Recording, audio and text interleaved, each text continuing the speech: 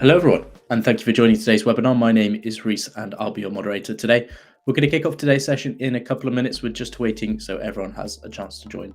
In the meanwhile, though, we'd love to hear from you, so let us know where you're joining from using the chat or the comments, depending on what platform you're watching on, and tell us something that you'd like to get out of the session today. A few bits of housekeeping before we kick off. The session is being recorded and the recording will be emailed to everyone that's registered in the next few days. If you haven't registered already, then head over to datacamp.com/webinars. You can scan the QR code on screen, and I'm also going to be posting a link in the chat so you can register that way as well. We are going to have a Q&A towards the end of the session, so if you have any questions at any point, then let us know in the comments and I will be saving your questions for the Q&A as well. Brilliant. I think that's everything from me for the moment. I'll be back to repeat these messages for any new joiners shortly, but until then, enjoy the background music.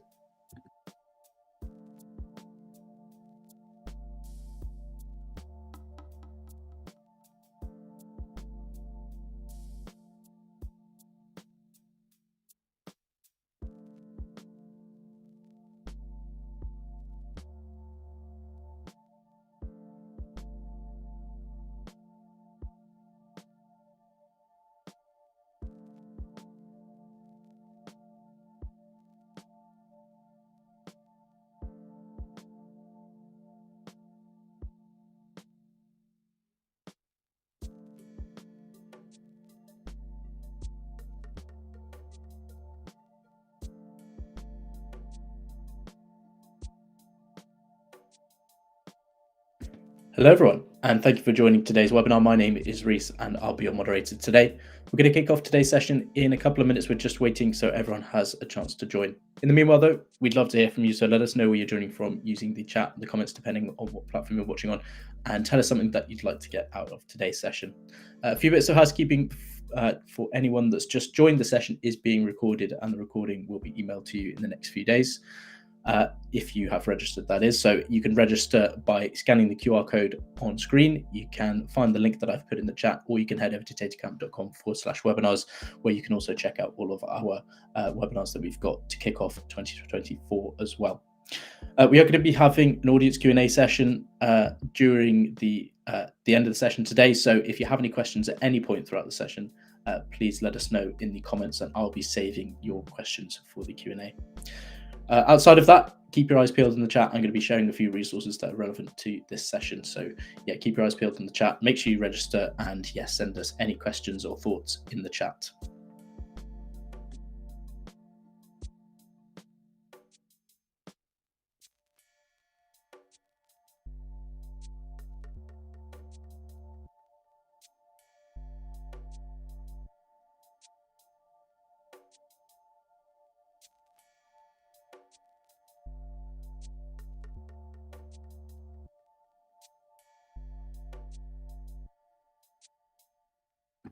Hello, everyone, and thank you for joining today's webinar. My name is Reese, and I'll be your moderator today.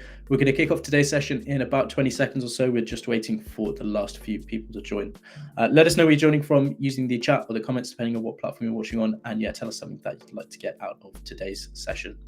A few bits of housekeeping for anyone that's just joined. The session is being recorded, and the recording will be emailed to everyone that's registered. If you haven't registered already, head over to datacamp.com/webinars, scan the QR code on screen, or you can find the link that I've put in the chat. I'll post it again very shortly if you've missed it. If you have any questions at any point throughout the session, please let us know in the comments. We're going to have an audience Q&A towards the end. So if you have any questions at any point throughout the session, let us know and I'll save your questions for the Q&A. Outside of that, keep your eyes peeled in the chat. I'm going to be sending a few resources through that will be relevant for today's session. But however, if you miss them, don't worry. As long as you register, we will send them to you via email as well. Brilliant. I think that's everything from me. So now I'll hand you over to your host for today's session, Richie. Richie, please take it away. Hi, everyone. Welcome to the webinar. This is Richie. Now, hopefully, it's fairly obvious why you need good sales analytics. If you understand your sales pipeline, your reps are going to be more productive and you make more money. So the problem is that sales data often comes from lots of different tools, and that can leave you with data silos. And then you get edge cases from different customer requirements, or you're running a promotion, or your product's changed. And that means you quite often end up with poor data hygiene, leaving you with dirty data sets, and it makes it very difficult to automate things. So today we're going to see how to untangle this mess by improving customer dashboards, by improving sales forecasting, and by improving sales notification systems. And the focus is going to be on how you can do all these things using the Snowflake data platform. Our guests are both from Snowflake, so we're going right to the source. CJ Liu is the Director of Sales Analytics, and David Gojo is a data science manager. So between them, they have some incredible expertise in how to optimize your sales analytics. And since they both work at Snowflake, they know the platform intimately. So without further ado, please take it away, CJ. All right, thanks, Richie. Hi, everyone. Good to be here today. My name is CJ Liu, our lead sales analytics at Snowflake. I'm joining with David. David is our data science manager. Today, we're here to talk about modernizing sales analytics with Snowflake. There's a lot of items we want to cover today. So we're going to start with briefly the challenge of sales analytics teams. What are some of the things that things we see that facing the beginning of our journey, and how we get over that, and in between, really how Snowflake can help with your journey and accelerate the path to the data-driven company. Next, we're going to talk a little bit about the sales analytics ecosystems. That means, how do we set the team charter, but then also what tool do we use on a daily basis to drive impact. Lastly, which is the lead of the conversation, is really on we want to dive deep into some of the projects that we have delivered at Snowflake, looking at 5 use cases that from our conversation with customers that we find to be very useful, and then we leave a little bit of time for Q&A. So we start with first is really we're here to talk about how as an analytics teams can turbocharge the growth of each business with data, regardless if you are in B2B or B2C environment. Your org will have a large portion of a resource dedicated to go-to-market functions. And to help the team to be successful, the analytics team should have the strategy to leverage data and insights to help our customer-facing team understand their customer better, so that they can deliver a more personalized and effective engagement, which eventually turns into a trust partner, not just a vendor or a service provider. As a result, the business grows, the customer gets bigger and consume more. And throughout that, the customer get delighted about the whole experience. And this is really our strategy and how our team are set up and to do in the beginning. But we face a lot of challenge in that, and I think that's very common across the board. There are a set of challenges that enterprise face, right? And just put some example out there. Company often have hundreds of sales applications, which are commonly disconnected, which hurts more is to migrate applications from one to the other. And when that happens, it's very difficult to bring the historical data along with the application migration process. And you lose valuable insights from historical data, which is primarily used to drive future action and recommendations. And the second is, as those applications grow, the amount of data those applications generate also grow. It becomes extremely difficult to unify data on one platform in real time and build a robust solution and models without unified data. In some cases, different applications can be owned by different teams, making the coordination and alignment very time-consuming. At the same time, the need of the content consumers also evolve. They want near real-time access to customer consumption patterns, and they also want a tailored set of recommendations and actions that are applicable to them. So those are some of the things we see, and those challenges, in my opinion, can be solved with 2 things. One is really the right technology platform to deliver data and insights, and second is to have the right set of vision and mission so that you know what to do on as an analytics team level. So now I want to dive deep into each of the areas. So first, talk about the technology platform. Second, talk about the vision and mission and how each team can help. So first is on the technology layer. These layers come together to really unlock a wide range of workloads to drastically simplify data architecture and enable end-to-end workflows, bring together different teams, breaking down organization silos from foundational workloads on such as data warehouse, data lakes, unit store, to apply workloads such as collaboration, data engineering, data science, and ML. And those applications are just coming together. Can be done simply on Snowflake Data Cloud. And this virtually, there's no limit on what you can run on Snowflake from a technology standpoint. Second is really going to some of the, with the right technology is just the beginning. Having the right set of vision and missions for the analytics teams is critical to success. I broke down my team's charter into multiple dimensions, and all of those projects that we set in the beginning of the quarters are with those goal in mind. So, we start from the very basic, right, descriptive, where you build a dashboard to look at what has happened, from a reporting standpoint, to see the business trends and so forth, to diagnostic, right? You're looking some of the trends that going up or down, or in some cases, and as an anomaly, you want to look into the data and see what has happened, what's causing it to happen this way versus what you expected. So that's, we spend a lot of time also on the diagnostic side.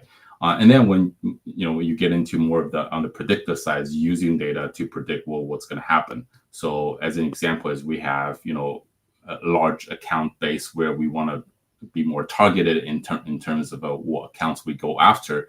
So we build a predictive model, which we'll cover later part of the conversation about how do we go target the accounts that we think there is highly likely to be a Snowflake customers. And lastly is when you get so much data, it's very easy to overwhelm the team. So you want to get more prescriptive over time on the data that you want folks to see and the set of actions and recommendations you want them to have.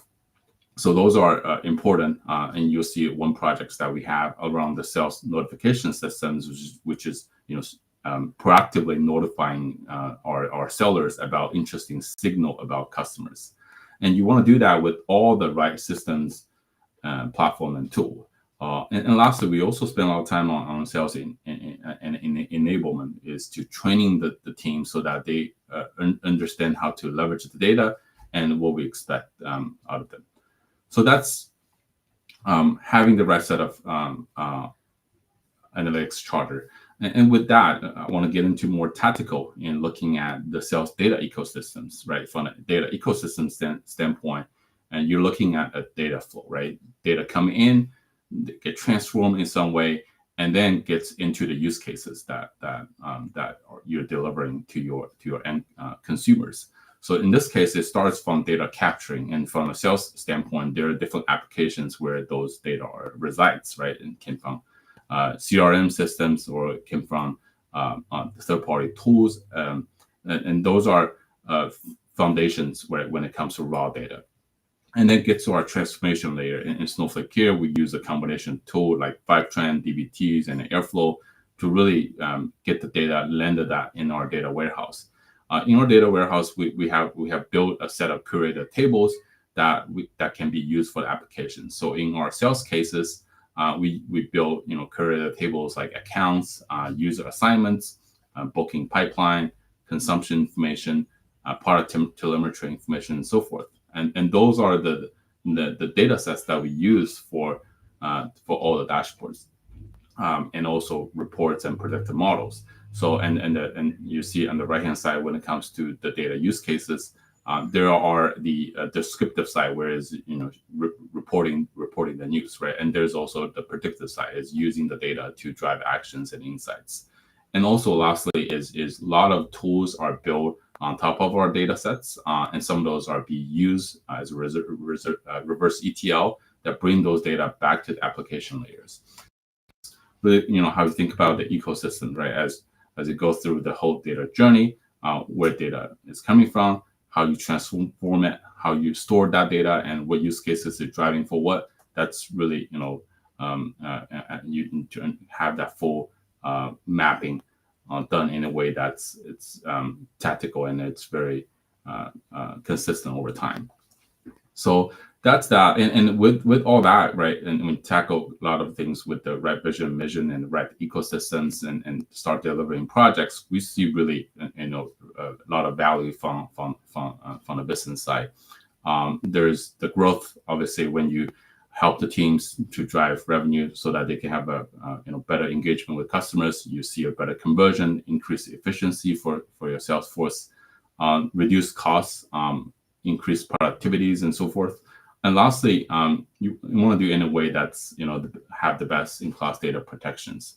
And also, our sellers like to see the accounts that they're managing. So having the right set of role-based access is critical for our success. So with all that, those are the benefits that we see, and it's getting as we deliver more projects, we see that the benefits just compound when you have the right foundations. So with that, I really turn into the meat of the webinar today is to go through 5 projects that we have delivered at Snowflake. I'm going to cover 2 of those. Customer 360 dashboard is a unified platform for us to look at customers, help our seller understand customer adoption of Snowflake. Second is sales forecasting, is how Snowflake drive our booking and pipeline forecasts. And I'm going to turn to David to look at some of those advanced analytics that we have built. One is the sales notification systems that notify the sellers when we see interesting signal about their customers. Second is on predictive score, is where we leverage our account propensity score to help our seller to be more targeted when approach their customers. And lastly, to do that, you need a continuous loop of enriching your sales data over time. So we have built some fairly sophisticated tool and logic to help with the whole enrichment process.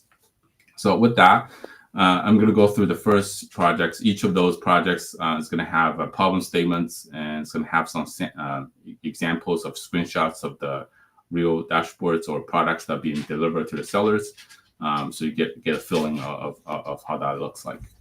And this is really just an example for you. The company is structured very differently. There's different, business metrics, but I think give it an idea of the output. Right. Firstly, is the customer 60 dashboard. So the problem that we face, in the early data of Snowflake is there's multiple dashboards or reports, applications are disconnected and not really built for sharing. There's so much that we can get from about our customers, but it sits in different platforms. And we start this journey on putting that into a single source of truth. That's step 1. Step 2 is really build analytics about our customers on top of that. So we build a set of curated tables that can be used for our customer 360 dashboard. Now, the dashboard really has a variety of data sets that are interesting for our sellers to look at from a customer lens, and really creates a big impact when they have the conversation with the customers. It really helps them to go through the full journey of Snowflake adoptions, looking at key trends of their accounts adoptions, and also really work with the customers to unlock new use cases and also optimize their Snowflake instance. So that's what we built in Customer 360 dashboard. You see in the left-hand side is different variety sets of data that's available that brought into Snowhouse, which is our internal instance of Snowflake. Data come from different departments within Snowflake. As an example, marketings, right? When you have different webinar sign up for products, you have logs about features that are being used on top of Snowflake. Even though Snowflake is one product, we do have over 200 features that we're tracking that can be leading indicators of customer success when they're adopting Snowflake. So those are really important signals for our seller to be aware of. As another example is customer support. You get a lot of tickets coming from customers that are at different severity level. So all that is available in that one set of dashboard. So with that whole sets of data, you really start building the foundation layers of a customer 360 view. And then with that, you build set of dashboard that's available. And I'll give you an examples of things that we have at Snowflake, right? Starting from the left, you see the consumptions and the warehouse adoptions, which warehouses has the most uptake or the biggest drops when it comes to consumptions, different type of features that you're using Snowflake, right? That's right in the middle. And also for Snowflake, we break down your usage of Snowflake into different type of workloads. So having that right workload attribution is critical, but then also having that data when you and helps our sellers to look at customer adoption of Snowflake across different type of use cases is super critical. So having that view, very valuable. Next is the marketing campaign. You see different type of registrations of different events that Snowflake offer. Really give them a way to have the set of engagement with customers. Data sharing is key for our data cloud vision, so they see as an account who are customers sharing data with, but then also who are they consuming data from. So having that two-way view is very valuable. When you use Snowflake, you're using different tools, and Snowflake being underlying compute. When you have that different tools sits on top of that, we have the visibility into what type of tool that customers are using. It can be from a data engineering tool, it can be from a BI data science tool, and all that is you're able to see the consumption breaking down by the different type of tool. And lastly, I talk about the different type of customer support severity. So you start seeing all the tickets that have been opened and who's working on what and what's the status of those tickets, right?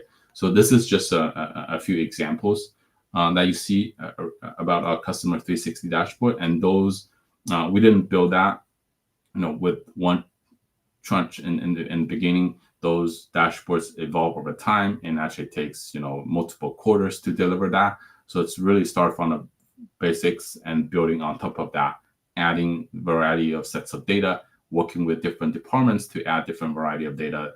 And as that becomes available, you start releasing more views to the Customer 360. So that's one project that we see super interesting, super valuable for our sellers. Those dashboards remain the number one dashboard when it comes to user adoptions. Second, move on to sales forecasting. And sales forecasting is super critical for Snowflake as we get an understanding of where our business is heading, and helps and creates an inspection cadence between our sales management to our individual sellers, and also really helping them figure out where they need help, right? And that's why we built that, and that's where people see a lot of value from this whole process. But we didn't start well, right? I think the sales forecasting was a fairly manual process. A couple of years ago, there's different type of Google Sheets that folks use at our sales management level, getting down, to individual level, and all the managers start creating different version of Google Sheets, and become a quite chaotic process. So there's a lot of key points coming out of that, but the main key point is it's very labor intensive, not automated at all. There's just lack of consistency across.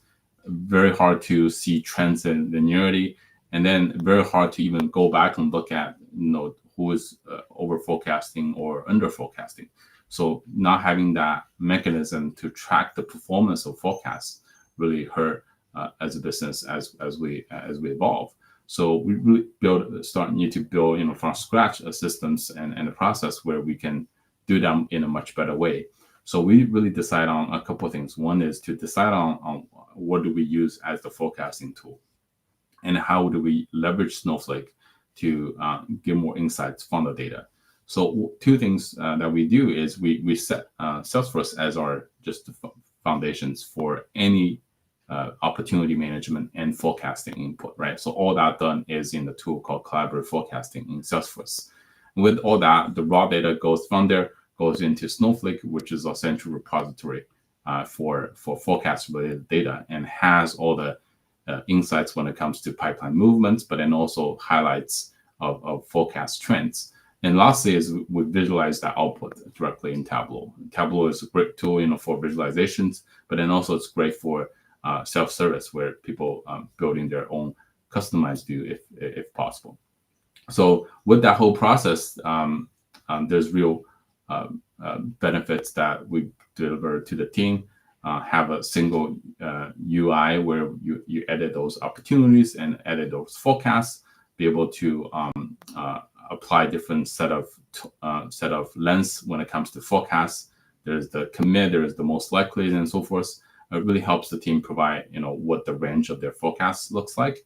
But then lastly is when you have that data, it unlocks a lot of possibilities, right? When we build sales alerts, we build weekly automated emails to notify the team about weekly movements that are their pipeline, which we'll go through in a little bit later. So that's that. And to take a look at kind of the data life cycle of that whole sales forecasting exercise, it starts from our source system, right, where is Salesforce and Workdays and Anaplan, which we use for our account allocation and account assignments, and all that gets into a collaborative forecasting tool, which every management at all levels is able to provide numbers of their metrics, and then get ingested and dumped into our data warehouse, and we create the tables. And that in a way that can be used for our dashboard and for our notification systems. And this is an output and some highlights of things that we have done. From very left, you see just a dashboard view that you're able to see different type of metrics and how team are calling the numbers and how that compare with what's in the pipeline. Highlights some of the top deals that are interesting, go through in a weekly cadence. In the middle is you want to see pipeline movements, right? What goes in, what's move out, and it's very easy to build when you have that data all in one place. And then you start looking at weekly trends, what has moving in, what has moving out, what has been expanded or shrunk in sizes, and so forth.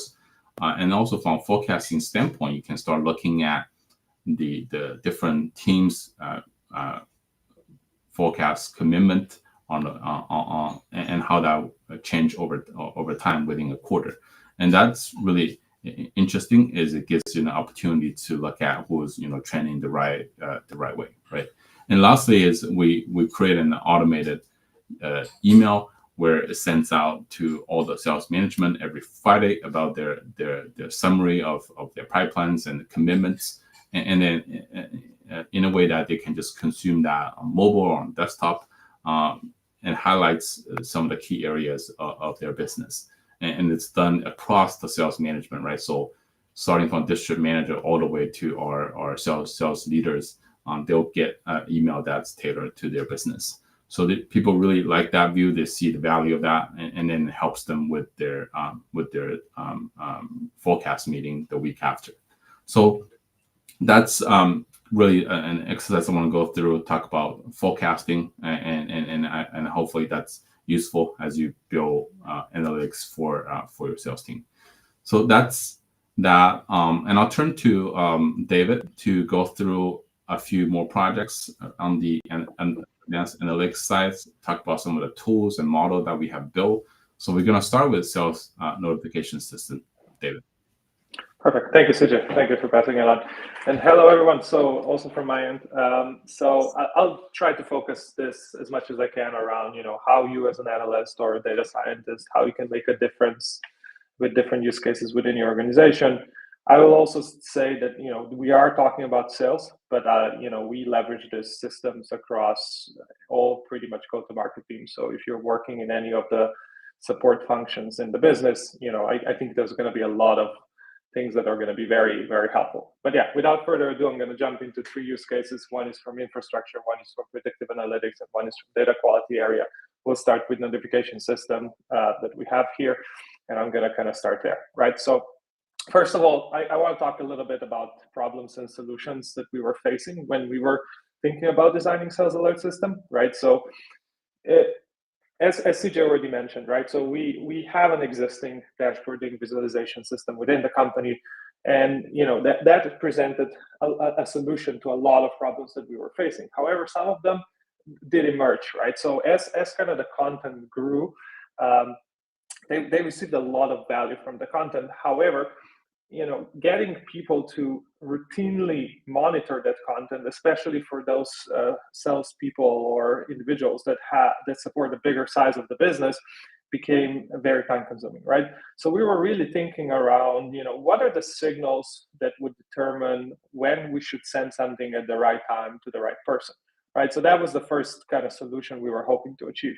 Second one is dashboards were really good at answering a huge amount of questions, right?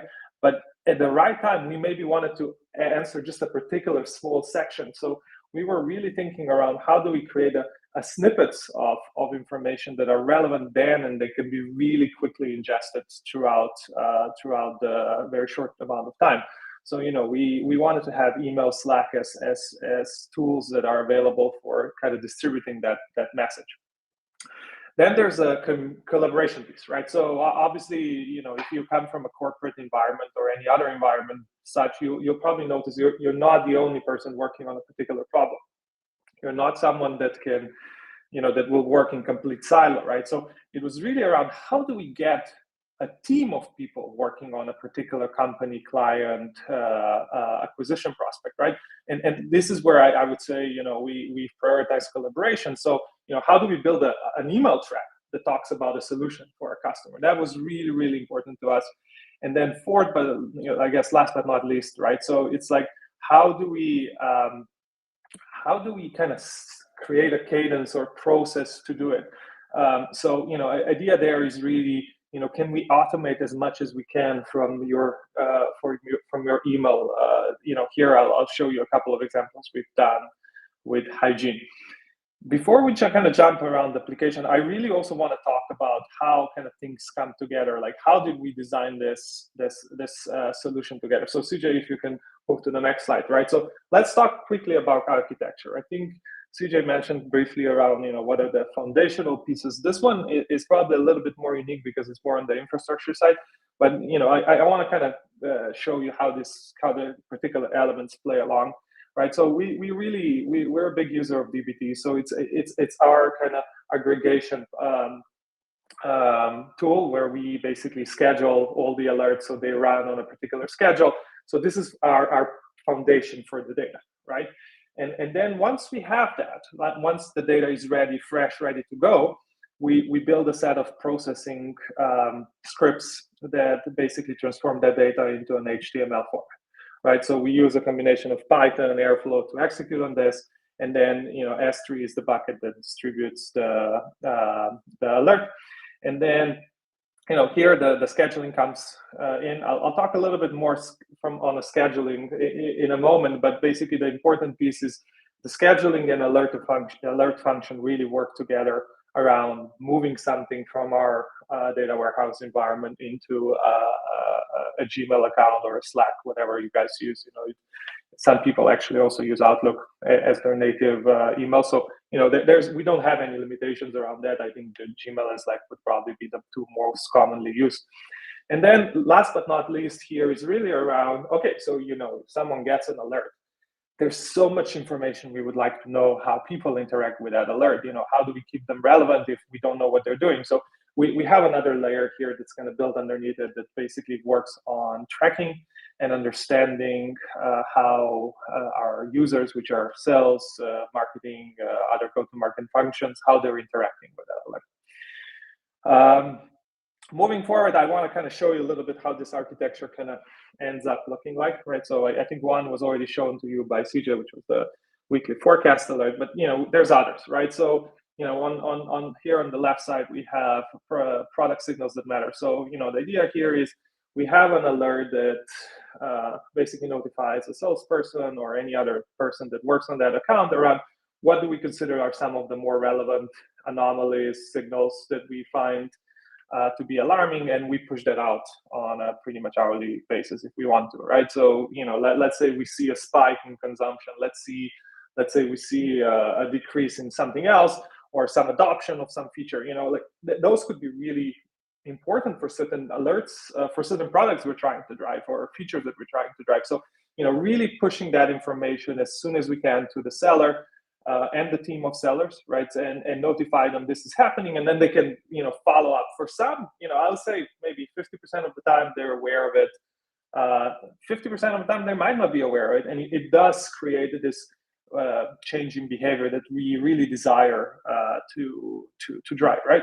Second one is, we use this hugely for hygiene, right? So as you can imagine, Snowflake is now a company of let's say 6,000 people, right? So how do we make sure that everyone in our sales hierarchy is aligned to a set of rules and standardized processes, and how do we have them work together to deliver an accurate forecast? So here we build this hygiene alert where we have, I think, a set of 9 rules that we want to make sure that they're followed at all times. And if we see something in the CRM system, kind of falls below the threshold of where we want it to be in terms of information freshness, etc., they would receive this weekly alert, and then for their reporting ladder, right, we actually enable like click to email options where we basically allow them to double click on a particular issue and say, look, it's pre-generated template, as you can see there in the email. I don't know if your RSS is good, but like basically pre-generates the email and say, look, I would really like you to double click on this. Do you mind addressing this as soon as we can? Because this is like really relevant for you. So it offers our leadership to steer things the way they want to. And it gives them that flexibility. On the right side, third option is, things that are operational. Like, we build these bridges of communication between different departments. I think the top example there actually talks about how do we connect collections with our salespeople so they're aware if something's going on wrong from billing perspective in the account. And that's a huge win for the collections department, right? Because they can talk to a salesperson if something is overdue, and then they can work together around how do they help client meet the schedule, get them back on track, because often it's mostly just a communication delay, etc. And then the second example there we have is like, for instance, we would build this very simple Slack message that says, we believe this account will renew, let's say, in 60, 90 days. These are some of the most important data points that are relevant. Keep one eye on this, right? So those would be examples. Now, let's talk about features. If you're a data scientist designing this, if we can move to the next slide, around, what are some of the things that I feel made really a big difference in us driving the adoption of this? And I think they should not be underestimated. Right now, we'll start with visualization and formatting. I think a blessing and a curse of our sales partners is that they do love something that looks representable, right? So, if they're dressing up in a suit for a client, we also need to make sure that material is meeting that parent, just in case they are communicating with that material with their client. So, a big piece really here is around how do we make that HTML look really good in a format that they can print it, let's say, right? So tables, color coding, those were a big investment area, right? So how do we really get them to be formatted in a way that they can extract the information we want them to extract in a very short amount of time, and how do you kind of have them flow through the content of that email, let's say, right? Second one is, as we mentioned, we want to deliver a small snippet of information. If they have more questions, like how do we enable them to ask follow-up questions? And here, we work a lot together with our with the wider sales analytics team around how do we get them to the most relevant information on Tableau, Streamlit, whatever you guys are using as a visualization layer, and enable them to ask more questions, or maybe double click on particular things that they might have questions on. And then, one that I feel was a big kind of game changer, especially here, was adaptive insertion, as we call it, basically the ability to condense or expand the information depending on who we talk to, right? The reality there is, for instance, a salesperson that works with a client might want to have more details about a particular account or customer. Someone that's higher up in that reporting chain, they just want to maybe have a summary of that. So really having that ability to collapse a particular message, really big changer. And I think it affected that around how the information was digested, especially on a higher level, because we probably adapt it and tailor the message to the audience much better than we would otherwise. Right now, in terms of pure functions that I think made a big difference in terms of driving and enforcing processes, like click to email, the one I mentioned already. I click on a particular text in the email, and it basically pre-populates a template that someone can easily send to a particular email address. Really big, really helpful feature. We got a lot of positive feedback there. Click to schedule. We use Salesforce, so its ability to push tasks in the calendar, et cetera, et cetera. So just kind of integration options into a wider ecosystem.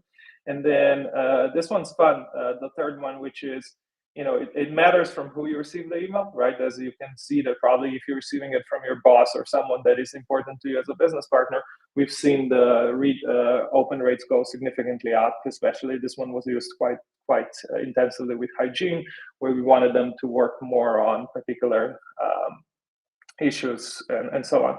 And then just the general tracking, as I've talked to you about, right? How do we understand open rates? How do we understand subscriptions? Like is a particular section more relevant or less relevant? We kind of crowdfund a lot of that information from the email and usage. All right, moving onward. Feel free to ask any questions in the FAQ. Right, I'll just kind of jump into predictive scores, so we're not too long. This one is more like a pure data science use case, right? If we go to a next stage, like quickly about problem and solution we're trying to solve. On the problem piece, right? So we are probably trying to, kind of influence and optimize one of the most aggressive, fast-growing engines in the world, as you might be aware from Snowflake, right? So the idea there is really how do we create a landscape of companies and accounts that we can then distribute to our salespeople in a way that is fair, that is balanced, that is set up for success, I think is the word they would like to use, right? So how do you do that, right? So I think we have a two-step process there. So first of all is we build a propensity score. So it's a similar lookalike model of how do we create it, like an account fit score. The idea there is, the next generation of our customers is probably going to be very similar to the customers we're already very successful with. So, in terms of positive, negative labels, we can do some of work on the blog post there. But like basically the idea there is that where we're more successful, we're going to be more successful as in the future. So you have basically a lookalike model that tries to predict the conversion rate of the next generation of accounts. And then in the second step is, once we do have a customer under our umbrella and they're starting to use Snowflake, how do you understand their growth trajectory, right? So some of them might be early adopters, might plateau very soon. Some of them might be growing much more aggressively in the future as they kind of move more workloads within use cases and workloads within Snowflake, right? So really modeling on that. And both are very, very interesting challenges, and I can talk about them probably long, but long story short, in terms of the impact of what I want to drive and talk about here is really these things pay off, right? So these machine learning models, they are really, they're trained for one purpose, which is predicting the growth and the conversion rate, and that's what they do really well. And having working with operations people on deploying those can make a huge difference in the business, right? So the idea there is if you're able to predict accurately which accounts are going to convert, for a salesperson that works on acquisition, that can make a difference between them hitting the quota or them missing the quota, right? So, and then, and also them being educated around ideal customer profile makes them also more successful in their job because they're much better at prioritizing their daily tasks, focusing on their accounts, etc. Right? Moving forward again around how those two scores interact with each other, or how do we go like basically from a data to predictive scores? We have a set of data providers that we work very closely around. How do we build signals that could be relevant at predicting who the customers are going to be and how fast they grow. We then kind of take those signals or features and we kind of bucket them in particular categories. I think firmographic, technographic data is widely used within the industry. We then also use ethnographic data. So this is LinkedIn company page data where we're able to see employee numbers and particular titles within each company. then there's also like online presence. So understanding this technological savviness of a client is pretty important in a data cloud industry, as you can imagine. And then, general trends, right? So where is the company moving can be also an important indicator around where it's going to be in the future, right? So, how we kind of use those features, move them into both scores, and then we have this grid where we can understand who are the best accounts over the long period of time and what's our chance of converting them. And then we basically work with operations people around trying to assign them to them and drive the business that way. Moving forward around how we build a visualization layer, if you're more from the analytics perspective, right? So first we want to build trust in that score. So especially for APS, we have a dashboard and metrics that basically track the success in the metrics that our business use. Obviously, we have our own data science side where we track drift, etc. But I think both layers here are extremely important, right? So if you talk in their language, they'll be much more comfortable adopting the scores. And then we work with operations teams around how do we push those scores kind of on the top of the assignment lists. And then obviously, and when they are assigned in the third bucket, you'll see what I call bird's eye view on territory. So understanding, where is the potential accounts, and that can later on feed into any, kind of hiring models, etc. So really understanding the potential of the territory and then understanding how they're developing through time. Moving forward, I'll talk about the third use case, which basically enables the first two ones, which is with what we call data enrichment, but it's our kind of data quality backbone of Snowflake CRM and sales teams, right? Kind of going for those maybe that are new to this problem, if you can go to the next slide around what the problem is, right? So what do you call it? Clean CRM doesn't exist, but we all try to get it to the state there.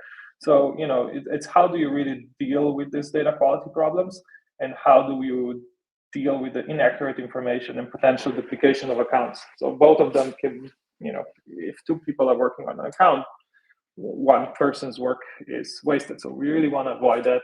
So it's around, then designing a solution that basically enables the freshness of that system. And the solution we were pursuing here is really linking our CRM with, in this case, DMB's database, where we get a particular DUNS number, and that DUNS number is kind of their unique identifier for an account. And then once we have that, basically we are able to pull in huge amounts of data, account hierarchies, their addresses, etc.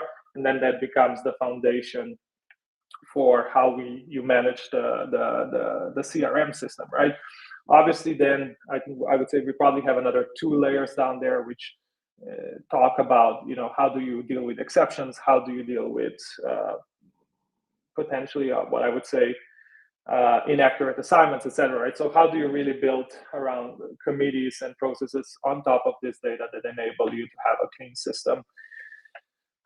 This one is pretty meaty. So yeah, like in terms of infrastructure, I'll quickly touch upon it, right? Obviously, your basic system is your CRM system, be it Salesforce, Dynamics, etc.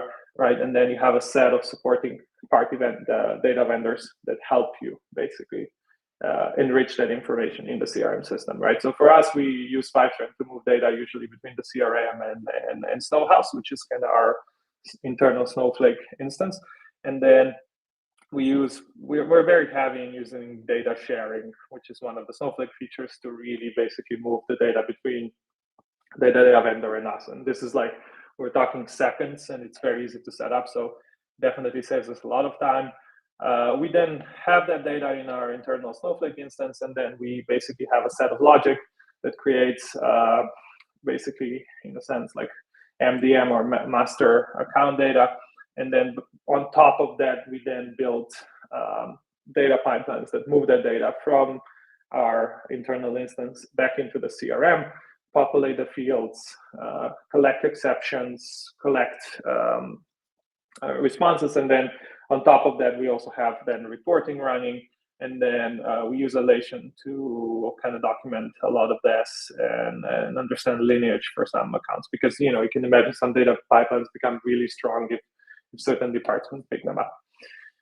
All right. I don't want to be too long, so feel free to answer any questions in the section. I'll pass it on back to CJ to just wrap it up and kind of give you a quick summary.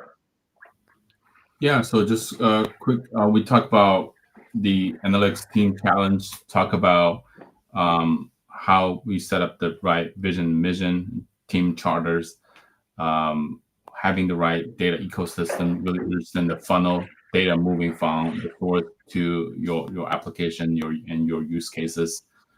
We dive deep into each of the projects that we have delivered. We talk about a customer 360 dashboard, forecasting, notification system, predictive score, and also data enrichment. So all those 5 projects are critical to deliver our goal and mission. So those are things we want to cover for today, and really want you to take away with 3 things. First is there's so much that's possible on Snowflake. And as you think about some of the basic use cases from a customer 360 standpoint, right, bringing all data in one place to more advanced analytics side, building predictive scores and so forth. There's a lot more that you can, that's possible on Snowflake as using your foundation layer for data. Second is you need to really overcome the data silos, right? As you building applications, data coming from different applications. The first thing to think about is how you bring your data all from different applications into a single place, and then you have opportunities to unify them, create consistency, and then have that as your foundation layers for analytics use cases. And lastly is really start your analytics journey today. So I know every clients and customers are in different parts of their journey. So start thinking about getting few projects, start building that muscles, building the team over time, and then those impact and business knowledge will come afterwards. So building that from the basic, building your business knowledge with your team, and then so on and so forth. You're adding technical skill sets to the team to deliver more advanced analytics.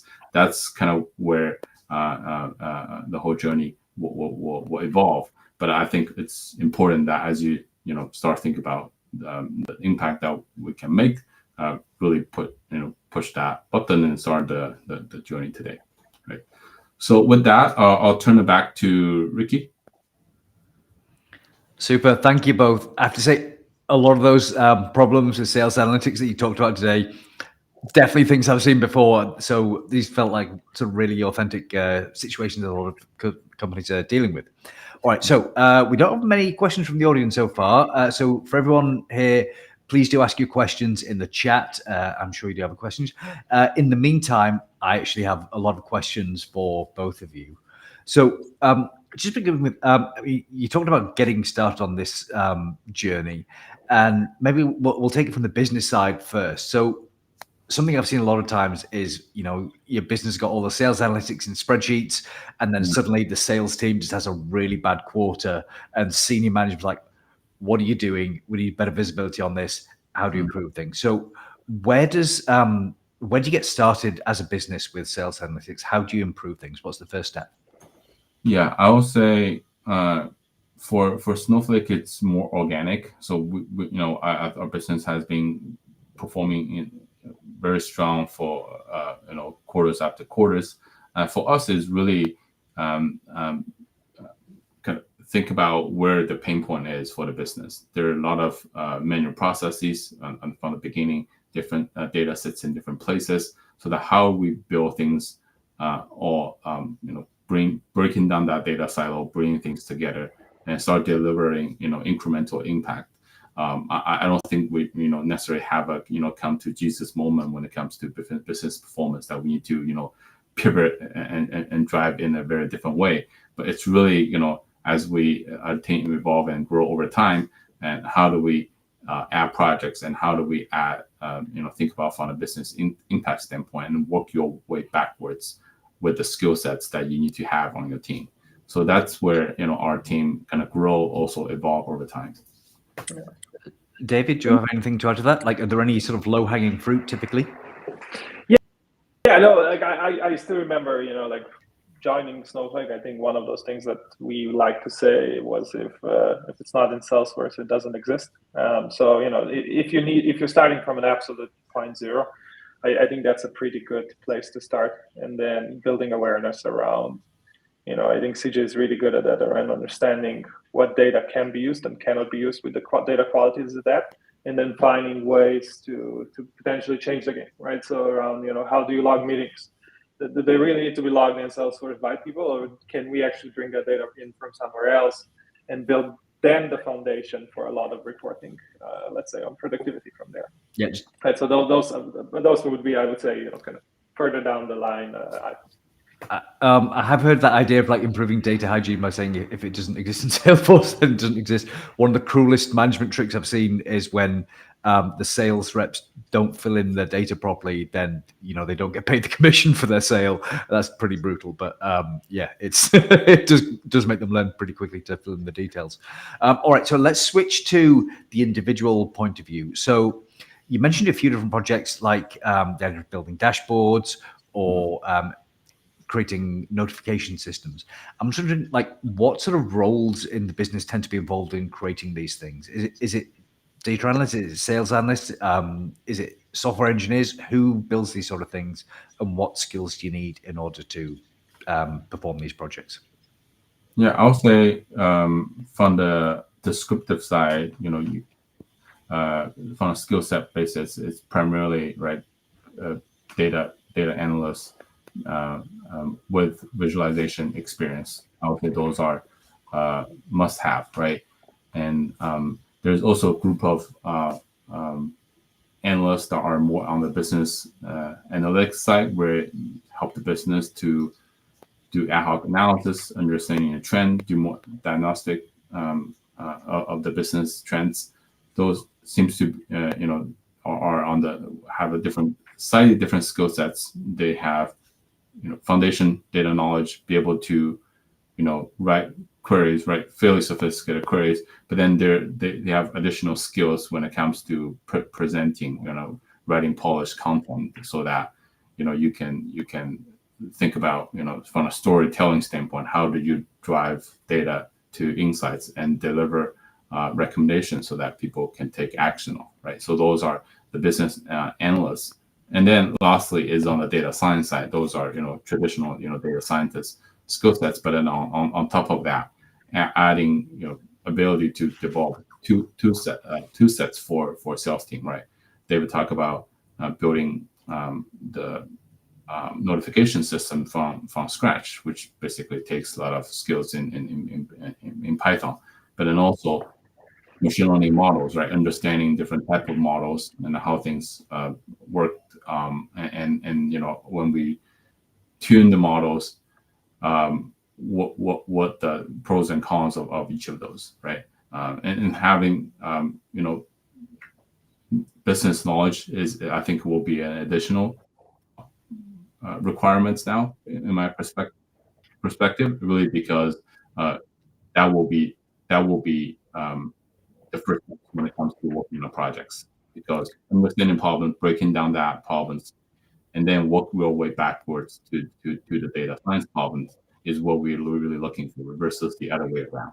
So that's kind of where I think those different skill sets and responsibilities are within the group. That's a nice overview, and it just seemed like there's quite a wide range of possibilities there. So if you want to get deep into data storytelling, that's a very different skill to doing machine learning or building some kind of software-based like notification system. All right, we got some questions from the audience now. So this first question comes from Diego, saying, can you give an overview of how you quantify the propensity or probability to convert for a custom deal? So yeah, how do you calculate what's the chance that the customer's actually going to buy something? I can take that one. So I will say there's probably two answers to this, right? In terms of how do we present this data to our business partners versus what's kind of the output of the model.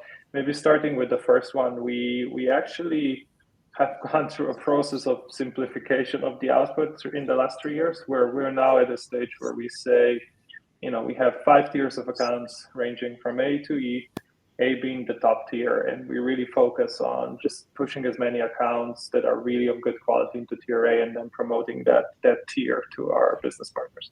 So that's your basically one minute answer in terms of how do you really talk to the clients and where we've seen the best adoption. Now, in terms of pure output, it's a lookalike model. So basically, the idea there is to define positive, negative labels. We use 3 base models there. I think it's a light GBM, if I'm not mistaken, and then as an output of that, we get a conversion rate probability that then enables us in a second step to stack rank the accounts based on the conversion probability. And then, what we do is effectively we first create an index, and here we have some inputs around, like how do you design that index depending on what's the geography of the account. So that there's some kind of processing we build there, but ultimately the output is really the conversion rate probability. And then in that stage, we start simplifying and packaging this in a way that it's more consumable to our stakeholders. If you want some cool ideas, I might just add is in some cases, we're actually able to identify the drivers through shadow values. So that's an interesting idea. We piloted. We probably didn't get as good responses as we would like to, but it's one of those things you can also try to see, if you provide top 3 drivers or prediction, that could be an interesting one too. That's interesting. Actually, just to follow up on that. So it seems like early on in the sales cycle where you're just trying to get at least like you can do some sort of automation and machine learning models work really well. Later on in the sales cycle, it feels like the account executive is going to have conversations with the prospect. And so their opinion matters more. Can you still do machine learning and automation at that, make predictions that way? Or is it just about gut feeling? That's a good one. So we didn't talk about this use case, but we have basically a continuation of our propensity score, which we call just an account score. And we actually have a collaboration there with marketing. Basically, the idea is we take propensity score as your prior, so your starting point, and then we adjust that probability of conversion up or down depending on the signals we're getting, like short-term signals we're getting from that account. So the idea there is really to kind of push signals into marketing or sales to say, this is where you're doing really good. This is where, potentially we're not seeing the response. We need a change of tactic, right? So that's kind of the follow-up. It's heavily used for our account-based marketing efforts. And then I've seen some reps using it. And again, there, we again get probability, and then we build particular labels at the end, which says, highly likely to convert, likely to convert, not likely to convert. And then I think the 4th one is no conversion predicted. But yeah, anyway. Okay. This is another package you can develop. This is absolutely fascinating. It feels like it can be a whole webinar in itself is how do you do propensity conversion. All right. So we've gone to time. There's 2 more questions from the audience, which look really good. I want to get to those in a moment. Before that, we've got all the webinars for January up on datacamp.com/webinars. There's tons of stuff coming forward. So please do go to that site, datacamp.com/webinars, register for those. I suggest registering for these before you get to January and your boss starts giving you work again. So please do sign up for those. All right. So 2 more questions from the audience. This one comes from Tom. So Tom's talking about the email functionality in the right-hand side of the diagrams. Was that functionality available in Snowflake or was it a separate app? I don't know. I don't know if we can bring up that slide again just to remind everyone what was going on there. I think I'm aware of those. So it's probably those functionalities around tracking and stuff. So I think we use S3 and Lambda functions to support those functionalities. So that's probably a pretty good answer. Okay, so these are both AWS cloud services. S3 is your storage thing, and Lambda functions is like, how do you make apps work? All right. So final question then from Noreen saying, is this an event-driven architecture and how does it track the customer journey? And this is for sales alerts or? This is a fairly late question, so I think it's about the notification thing that you were talking about. So I'll take this one. So we got, when we build the alert system, there are 2 types. There is the cadence-based, which you send on a weekly basis. So those are hygiene, and those can be weekly forecast summaries. There are others are event driven. So those are things that are triggered by things that we think are important. So If you see an anomaly up and down in customer consumptions, we send an alert right after. If you see customers adopting certain features that are interesting for signals for your engagement, we send an alert right after. So those are more driven by the events. And we think that there's huge value when people know or sellers know about things as it happen versus, wait a week, right? So that's kind of two approach when it comes to that cadence. That's really interesting. So I suppose if you want to know like how close you are to hitting your targets, that wants to be like a weekly report. But if a big customer suddenly like cancels, then there's like, we need to know about this now. And yeah, let's deal with it immediately. All right, super. Thank you so much for that. That was really informative. I think I learned a lot about sales analytics there. Absolutely fantastic stuff. So thank you both for that. Thank you to Reese for moderating. Thank you to everyone who asked a question. Thank you to everyone who showed up today. We've got one last session on Friday, and then I hope to see you again in future webinars in January. All right, thanks. Thanks for having us.